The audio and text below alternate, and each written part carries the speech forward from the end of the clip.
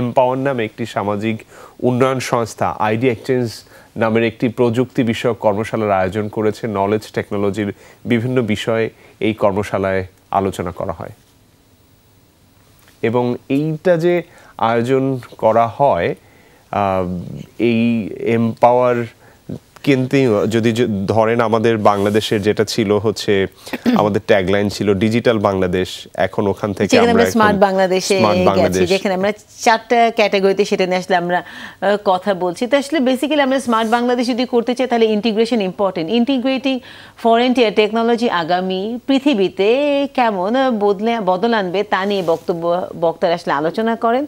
কৃত্রিম বুদ্ধিমত্তা, deep learning এর মতো বিষয়কেও কাজে লাগিয়ে কিভাবে আগামী পৃথিবীতে পরিবর্তন আনা যায় তা এই কর্মশালায় আলোচ্য বিষয় হয়ে ওঠে।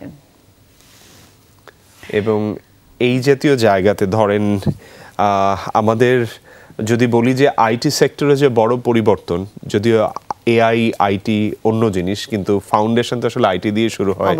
এই জায়গাতে কিন্তু একটা পরিবর্তন দেখা যাচ্ছে। যদিও যারা এআই ডিপ লার্নিং নিয়ে কাজ করে তারা বলছে যে বাংলাদেশ থেকে রিসোর্স পর্যাপ্ত নাই, আর যারা হচ্ছে তারা আসলে দেশে বাইরে চলে যাচ্ছে।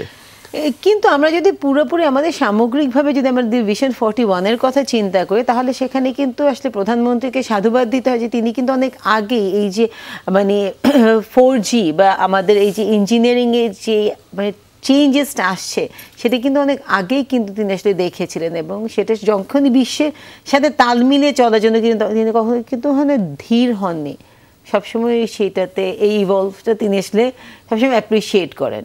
নিশ্চয়ই আমরা চাই যে এটা এগিয়ে যাক। আপনি যেটা বললেন যে রূপকল্প 2041 সেই জায়গাটা যেন সফলতার সাথে বাংলাদেশের এই যাত্রা শুভ হয়।